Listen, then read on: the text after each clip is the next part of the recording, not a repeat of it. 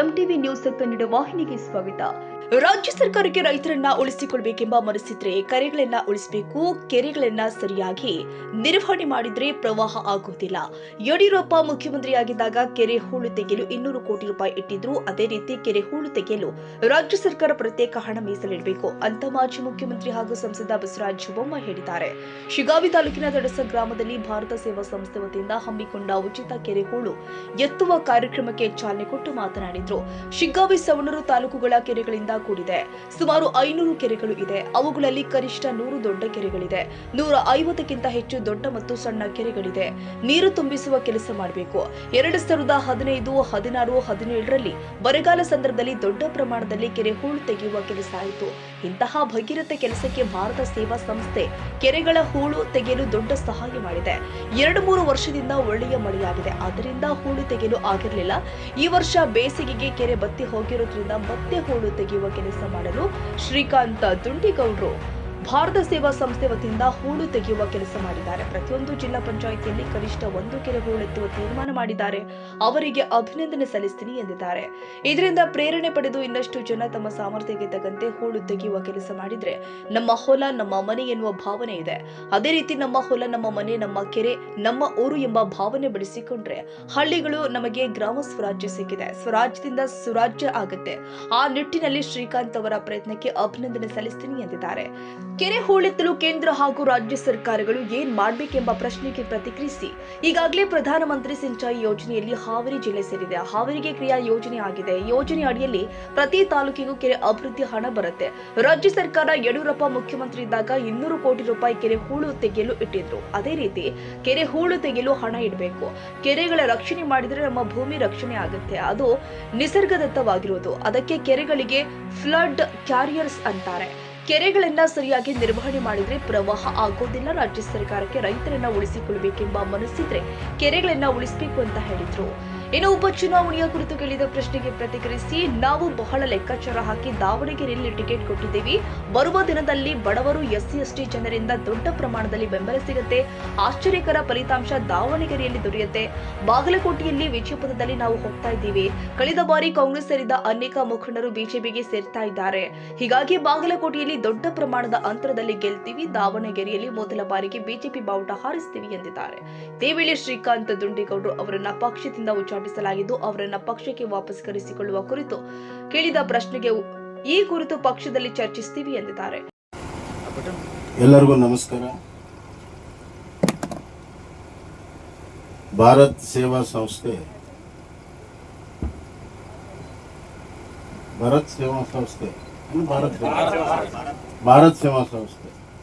ಯಾಕಂದ್ರೆ ಅವ್ರ ಮಗನ ಹೆಸರು ಭರತ್ ಇದೆ, ಅದಕ್ಕೆ ಭರತ್ನಿಂದ ಪ್ರಾರಂಭ ಆಗಿ ಭಾರತ್ವರೆಗೂ ಇರುವಂತಹ ಸಂಸ್ಥೆ.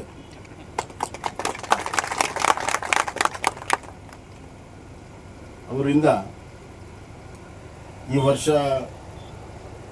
ಬೇಸಿಗೆ ಹೆಚ್ಚಾಗಿದ್ದರಿಂದ ಹಲವಾರು ಪ್ರಮುಖ ಕೆರೆಗಳನ್ನು ಹೂಳು ತೆಗೆಯೋದಕ್ಕೆ ಅವಕಾಶ ಇದೆ. ಹೂಳು ತೆಗೆದ್ರೆ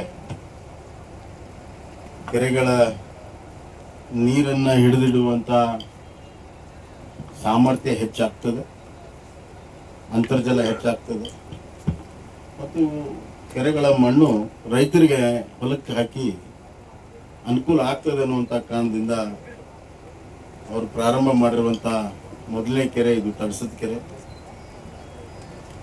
ಈ ಸಮಾರಂಭದ ಸಾನ್ನಿಧ್ಯ ವಹಿಸಿರುವಂಥ ಪರಮ ಪೂಜ್ಯ ಶ್ರೇಷ್ಠಲ ಬ್ರಹ್ಮಿ ವೈಜನಾಥ್ ಶಿವಲಿಂಗ ಶಿವಾಚಾರ ಮಹಾಸ್ವಾಮಿಗಳು ಗಂಜಿಗಟ್ಟಿ ಅವರ ಪಾದಾರಗಳಲ್ಲಿ ನಮಸ್ಕರಿಸಿ,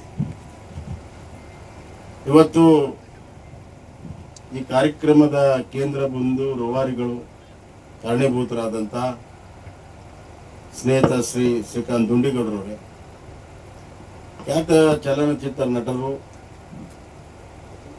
ವಿಷ್ಣುವರ್ಧನ ಕುಟುಂಬಕ್ಕೆ ಅದರ ವಿಷ್ಣುವರ್ಧನ್ ಅವರ ಒಂದು ವಂಶ ಪರಂಪರೆಯನ್ನ ಮುಂದುವರಿಸಿಕೊಂಡು ಬಂದಿರುವಂಥ ಶ್ರೀ ಅನಿರುದ್ಧ ಅವರೇ, ಮಹೇಂದ್ರ ಸಿಂಗಿ ಅವರೇ, ಸ್ನೇಹಿತರಾದಂಥ ಜಯಣ್ಣ ಅಗಡಿಯವರೇ, ಪ್ರಕಾಶ್ ದಾಸ್ನೂರವರೇ, ಈಶ್ವರ್ ಹರ್ವಿ ಅವರೇ, ಇನಾಮತಿ ಅವರೇ,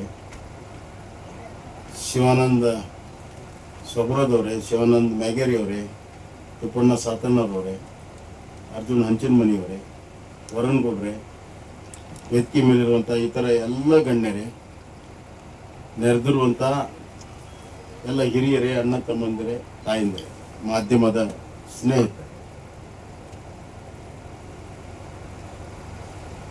ಕೆರೆ ನಮ್ಮೆಲ್ಲರ ಆಸ್ತಿ. ಕೆರೆ ಬಗ್ಗೆ ನಮ್ಗೆಲ್ಲರಿಗೂ ಕೂಡ ಬಹಳಷ್ಟು ಕಳಕಳಿ ಇರುವಂಥದ್ದು ನಮ್ಮ ಕರ್ತವ್ಯ ಮತ್ತು ಸಹಜವಾಗಿರಬೇಕಾಗ್ತದೆ. ನೀರು ಯಾರಿಗೆ ಸೇರಿದೆ? ನೀರು ಯಾವುದಾದ್ರೂ ಒಬ್ಬ ವ್ಯಕ್ತಿಗೆ ಸೇರಿದೆಯೋ, ಯಾವುದಾದ್ರೂ ಒಂದು ಗುಂಪಿಗೆ ಸೇರಿದೆಯೋ, ಯಾವುದಾದ್ರೂ ರಾಜ್ಯಕ್ಕೆ ಸೇರಿದೆಯೋ, ಯಾವುದಾದ್ರೂ ದೇಶಕ್ಕೆ ಸೇರಿದೆಯೋ? ನೀರು ಯಾರಿಗೆ ಸೇರಿದೆ? ನೀರು ಸರ್ಕಾರಕ್ಕೆ ಸೇರಿದ್ದಲ್ಲ.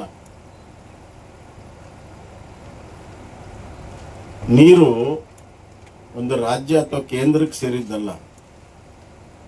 ನೀರು ಇಡೀ ಸಮೂಹ ಸಮಾಜಕ್ಕೆ ಸೇರಿದ್ದು, ಒಬ್ಬ ವ್ಯಕ್ತಿಗೂ ಕೂಡ ಸೇರಿಲ್ಲ. ನೀರು ನಿಸರ್ಗದತ್ತವಾಗಿರುವಂತಹ ಒಂದು ಕೊಡುಗೆ. ನಿಸರ್ಗ ಕೊಡುಗೆ ಕೊಟ್ಟಾಗ ಒಬ್ಬನಿಗೆ ಇಬ್ಬನಿಗೆ ಅಥವಾ ಹಲವಾರು ಜನರಿಗೆಲ್ಲ, ಸಮಸ್ತ ಸಮೂಹಕ್ಕೆ ನಿಸರ್ಗ ತನ್ನ ಕಾಣಿಕೆಯನ್ನು ಕೊಡ್ತದೆ. ಹೀಗಾಗಿ ನೀರಿನ ಬಗ್ಗೆ ನಮಗೆ ಅಷ್ಟೇ ಕಳಕಳಿ ಇರಬೇಕು. ನಾನು ಈಗ ಪ್ರಶ್ನವ್ರಿಗೆ ಹೇಳ್ತಾ ಇದ್ದೆ, ಹೆಂಗೆ ನಮ್ಮ ಮನೆ ಅನ್ನುವಂಥ ಕಳಕಳಿ ಇದೆಯೋ, ಹೆಂಗೆ ನಮ್ಮ ಊರು ಅನ್ನುವಂಥ ಕಳಕಳಿ ಇದೆಯೋ, ಹೆಂಗೆ ನಮ್ಮ ಹೊಲ ಅನ್ನುವಂಥ ಕಳಕಳಿ ಇದೆಯೋ, ಅದೇ ರೀತಿ ನಮ್ಮ ಕೆರೆ ಅನ್ನುವಂಥ ಕಳಕಳಿ ಇವತ್ತು ನಮ್ಮೆಲ್ಲರಿಗೂ ಕೂಡ ಬರಬೇಕು. ನಮ್ಮ ಕೆರೆ, ನಮ್ಮ ಕೆರೆಯ ನೀರು ನಮಗೆಲ್ಲ ಸೇರಿತ್ತು. ಅದನ್ನು ಕಲುಷಿತ ಆಗದಂತೆ ನೋಡ್ಕೋಬೇಕು, ಸ್ವಚ್ಛವಾಗಿ ಇಟ್ಕೊಳ್ಳೋಕೆ ನೋಡ್ಕೋಬೇಕು, ಸದುಪಯೋಗ ಮಾಡ್ಕೋಬೇಕು, ಮಿತವ್ಯಯ ಆಗಿ ಖರ್ಚಾಗದಂತೆ ನೋಡ್ಕೋಬೇಕು. ಹಲವಾರು ಜವಾಬ್ದಾರಿ, ಸಾಮೂಹಿಕ ಜವಾಬ್ದಾರಿ ಇದೆ. ಇದನ್ನ ನಾವೆಲ್ಲರೂ ಅರ್ಥ ಮಾಡಿಕೊಂಡ್ರೆ ಎಲ್ಲ ಕೆರೆಗಳು ಬಹಳ ಉತ್ತಮ ರೀತಿಯಲ್ಲಿ ಇರ್ತವೆ. ಕಾಲಕ್ಕೆ ಹೂಳು ತುಂಬುತ್ತದೆ, ಕಾಲಕ್ಕೆ ಹೂಳು ತೆಗಿಬೇಕಾಗ್ತದೆ. ಅದೇ ರೀತಿ ನಮ್ಮ ಮನುಷ್ಯನ ಮನಸ್ಸಿನಲ್ಲಿ ಕಾಲಕ್ಕೆ ವಿಚಾರಗಳು ತುಂಬ್ಕೊಂತಾವ, ಬೇಕಾಗಿದ್ದು ಬೇಡಾಗಿದ್ದು. ಕಾಲಕ್ಕೆ ಅದನ್ನು ಸ್ವಚ್ಛ ಮಾಡ್ತಾನೆ ಇರಬೇಕು. ನಾವು ಕಾಲಕ್ಕೆ ನಾವು ಅದನ್ನ ಸ್ವಚ್ಛ ಮಾಡಿದ್ರೆ ಮನಸ್ಸು ಶುಭ್ರವಾಗಿರ್ತದೆ, ಒಳ್ಳೆ ವಿಚಾರಗಳು ಬರ್ತವೆ, ಒಳ್ಳೆ ಆಚಾರ ಆಗ್ತದೆ, ಒಳ್ಳೆ ಪರಿಣಾಮ ಕೂಡ ಆಗ್ತದೆ. ಹೀಗಾಗಿ ಇವತ್ತು ಕೆರೆ ಹೂಳು ತುಂಬುವಂತಹದ್ದು ಒಂದು ಪವಿತ್ರವಾಗಿರುವಂತಹ ಕೆಲಸ. ಇದನ್ನ ಸರ್ಕಾರಗಳು ಬೇರೆ ಬೇರೆ ಕಾರ್ಯಕ್ರಮ ಅಡಿಯಲ್ಲಿ ಮಾಡ್ತಾರೆ. ಕೆಲವು ಸರ್ಕಾರಗಳು ಬಹಳಷ್ಟು ಆಸಕ್ತಿ ತಗೊಂಡು ಮಾಡ್ತಾರೆ, ಕೆಲವರು ಮಾಡೋದಿಲ್ಲ. ನಾವು ಸರ್ಕಾರದಾಗ ಇಲ್ದಾಗ ನಮ್ಮ ನಾಯಕರಾದಂಥ ಯಡಿಯೂರಪ್ಪನವರು ಎಲ್ಲ ಶಾಸಕರಿಗೆ ಹೇಳಿದ್ರು, ನಿಮ್ಮ ಕ್ಷೇತ್ರದಲ್ಲಿ 5 ಕೆರೆಯನ್ನ ನೀವು ಸ್ವಂತ ತೆಗೆಸ್ಬೇಕು, ಹೂಳು ತೆಗೆಸ್ಬೇಕು.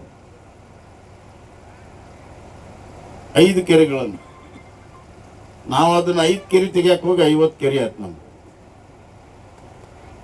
ಯಾಕಂದ್ರೆ ಜನರ ಒಂದು ಪ್ರೀತಿ ಮತ್ತು ಒತ್ತಾಸೆ, ಆ ಊರಾಗ ತೆಗಿಸಿರಿ, ನಾನು ಇದ್ರಾಗ ತೆಗಿಸ್ರಿ ಅಂತ. ಅವಾಗ ಬಹಳ ಜನ ನಮ್ಗೆ ಸಹಾಯನೂ ಕೂಡ ಮಾಡಿದ್ರು. ಅವ್ರ ಮಿಷನ್ ಕೊಟ್ಟರು, JCB ಕೊಟ್ಟರು, ಇಟಾಚಿ ಕೊಟ್ಟರು, ಬಹಳ ಜನ ಸಹಾಯ ಮಾಡಿದ್ರು. ಅದರಲ್ಲಿ ಶಿಗ್ಗಾಂವ್ಗೆ ಸಂಬಂಧಪಟ್ಟಿರುವಂತಹದ್ದು, ಶಿಗ್ಗಾಂವ್ನ ಯಾವುದಾದ್ರೂ ಒಂದು ಸಂಸ್ಥೆ ಮತ್ತು ಅದರ ವ್ಯಕ್ತಿ ಸಹಾಯ ಮಾಡಿದ್ರೆ ಅದು ನಮ್ಮ ಶ್ರೀಕಾಂತ್ ಅವರು ಸಹಾಯ ಮಾಡಿದ್ರು. ಅವರ ಭಾರತ್ ಸೇವಾ ಸಂಸ್ಥೆಯಿಂದ ಅವರೇ ಪ್ರಥಮವಾಗಿ ಮುಂದೆ ಬಂದರು. ಕೆಲವನ್ನ ಅವರೇ ಹೂಳು ತೆಗೆದ್ರು, ಮತ್ತು ಕೆಲವೆಲ್ಲ ದೊಡ್ಡ ಕೆರೆಗಳಿದ್ದಾಗ ನಮ್ಮ ಜೊತೆಗೆ ಕೈ ಜೋಡಿಸಿ ಸಹಾಯ ಸಹಕಾರವನ್ನು ಮಾಡಿದ್ರು. ಈ ಪರೋಪಕಾರ ಮಾಡುವಂಥದ್ದು ಒಮ್ಮೆ ಅದರ ರುಚಿ ಹತ್ತಿದ್ರೆ ಅದನ್ನು ಬಿಡೋಕ್ಕಾಗೋದಿಲ್ಲ. ಹೆಂಗೆ ಚಟ ಇದಾವೆ, ಸಂಜೆ ಮುಂದಿನ ಚಟ ಅದಾವಲ್ಲ, ಸಂಧಿ ಮುಂದಿನ ಚಟ ಹೆಂಗಂದ್ರೆ ಬಿಡೋಕ್ಕಾಗೋದಿಲ್ಲ ನಿಮ್ಗೆ. ಹಗಲೊತ್ತು ಇವತ್ತು ಬೇಡಪ್ಪ, ಇವತ್ತು ಯಾವ ಕಾರಣಕ್ಕೂ ಮಾಡಂಗಿಲ್ಲ ಅಂತಂದಿರ್ತಾರೆ, ಹೌದಿಲ್ವೇ? ಸಂಜೆ ಆದ ಕೂಡ ಇಲ್ಲೇ ಬಂದು ಒಂದು ನಿಮಿಷ ಬಂದು ಅಂದವ್ರು ಹೋಗ್ಬಿಡ್ತಾರೆ. ಹಂಗೆ ಸಂಜೆ ಮುಂದೆ ಚಟ ಬಿಡೋಕ್ಕಾಗೋದಿಲ್ಲ. ಆದರೆ ನಾನು ನಿಮಗೊಂದು ಕರೆ ಕೊಡ್ತೀನಿ, ಯಾವುದಾದ್ರೂ ಒಂದು ಒಳ್ಳೆ ಕೆಲಸ ಮಾಡೋದು ನೀವು ಪ್ರಾರಂಭ ಮಾಡಿ. ಒಂದು ಒಳ್ಳೆ ಕೆಲಸ ಸಣ್ಣದು, ನಿಮ್ಮ ಕೈಗೆ ಎಷ್ಟಾಗುತ್ತೆ ಆಟ, ಏನು ಮಾಡೋದು ಬೇಡ. ಬೆಳಗ್ಗೆ ಎದ್ದು ನಾವೇನು ಮಾಡ್ತೀವಿ, ಬೆಳಗ್ಗೆ ಎದ್ದು ಕೂಡ ಒಂದು ಕಪ್ ಚಹಾ ಕುಡ್ತೀವಿ. ಬೆಳಗ್ಗೆ ಎದ್ದು ಒಂದು ಚಹಾ ಕುಡೋಕ್ಕಿಂತ ಮುಂಚೆ ಒಂದು ಸಣ್ಣ ಪ್ರಾರ್ಥನೆ, 5 ನಿಮಿಷದ ಪ್ರಾರ್ಥನೆ ಹೇಳಕ್ಕೆ ಶುರು ಮಾಡಿ. ಇಷ್ಟ, ಅಷ್ಟು ಬಿಟ್ಟರೆ ಏನು ಮಾಡಕ್ಕೆ ಹೋಗ್ಬೇಡ್ರಿ. ಅದು ರೂಢಿ ಆಗಿಬಿಟ್ರೆ ನಿಮ್ಗೆ ಬಿಡೋಕ್ಕಾಗೋದಿಲ್ಲ. ನೀವು ಚಹಾ ಕುಡಿಯೋಕೆ ಮನಸ್ಸು ಬರೋದಿಲ್ಲ. ಒಂದು ಸಣ್ಣ ಪ್ರಾರ್ಥನೆ ಹೇಳಿ ನೀವು ಚಹಾ ಕುಡಿಬೇಕು. ಹಂಗೆ ಪರೋಪಕಾರಿ ಕೆಲಸ ಮಾಡುವಂಥ ಒಂದು ಚಟ ಇದು. ಚಟ ಅಂದರೆ ನೀವು ಬೇರೆ ಅರ್ಥದಲ್ಲಿ ತಗೊಳ್ಳೋ ಅವಶ್ಯಕತೆ ಇಲ್ಲ. ಇದು ಒಂದು ಗುಣ, ಕ್ಯಾರೆಕ್ಟರ್. ಒಳ್ಳೆ ಕೆಲಸ ಮಾಡುವಂಥದ್ದು ಒಂದು ಕ್ಯಾರೆಕ್ಟರ್. ಸ್ವಚ್ಛವಾಗಿ ನಮ್ಮ ಮನೆಯನ್ನು ಇಟ್ಕೊಳ್ಳೋದು, ಸ್ವಚ್ಛವಾಗಿ ನಮ್ಮ ಊರನ್ನು ಇಟ್ಕೊಳ್ಳೋದು, ನಮ್ಮ ಕೇರಿಯನ್ನು ಇಟ್ಕೊಳ್ಳೋದು, ಇದು ಒಂದು ರೂಢಿಯಲ್ಲಿ ಒಂದು ಒಂದು ಕ್ಯಾರೆಕ್ಟರ್ ಆಗ್ತದೆ. ಅದನ್ನು ನೀವು ಬೆಳೆಸ್ಕೊಂಡ್ಬಿಟ್ರೆ ಯಾರು ಹೇಳೋದು ಬೇಡ, ನೀವು ಮಾಡ್ತೀರಿ. ಭಾರತ್ ಸೇವಾ ಸಂಸ್ಥೆಗೆ ಆಗಿರೋದೇ ಅದು. ಈಗ 7-8 ವರ್ಷ 8-10 ವರ್ಷದಿಂದ ಪ್ರಾರಂಭ ಮಾಡಿದ್ದು ಅವ್ರಿಗೆ ಚಟಪಡಿಸ್ತಿದ್ರು. ಅವರು ಕಳೆದ 3 ವರ್ಷ ಚಲೋ ಮಳೆ ಆಗೈತೆ, ಹಿಂಗಾಗಿ ಅವ್ರಿಗೆ ಉಳು ತೆಗಿಯೋಕೆ ಅವಕಾಶನೇ ಇರಲಿಲ್ಲ. ನನ್ನ ಹತ್ರ ಒಂದ್ಸತಿ ಹೇಳಿದ್ರು, ಏನು ಅಣ್ಣಾರ 3 ವರ್ಷ ಮಳೆ ಆಗೈತಿ, ಎಲ್ಲಿ ಉಳು ತೆಗಿಯೋಕೆ ಅವಕಾಶ ಇಲ್ಲ. ಈ ಸಂದರ್ಭದಲ್ಲಿ ಗಂಜಿಘಟ್ಟ ಚರಮೂರ್ತೇಶ್ವರ ಮಠದ ವೈಜನಾಥ ಶಿವಲಿಂಗೇಶ್ವರ ಶಿವಾಚಾರ್ಯ ಮಹಾಸ್ವಾಮಿಗಳು ಸಾನ್ನಿಧ್ಯ ವಹಿಸಿದ್ರು. ಭಾರತ ಸೇವಾ ಸಂಸ್ಥೆ ಅಧ್ಯಕ್ಷ ಶ್ರೀಕಾಂತ್ ದುಂಡೇಗೌಡರ ನೇತೃತ್ವದಲ್ಲಿ ನಡೆದ ಕಾರ್ಯಕ್ರಮದಲ್ಲಿ ಖ್ಯಾತ ನಟ ಅನಿರುದ್ಧ ವಿಷ್ಣುವರ್ಧನ್ ಸೇರಿ ಸ್ಥಳೀಯ ಮುಖಂಡರು ಉಪಸ್ಥಿತರಿದ್ದರು.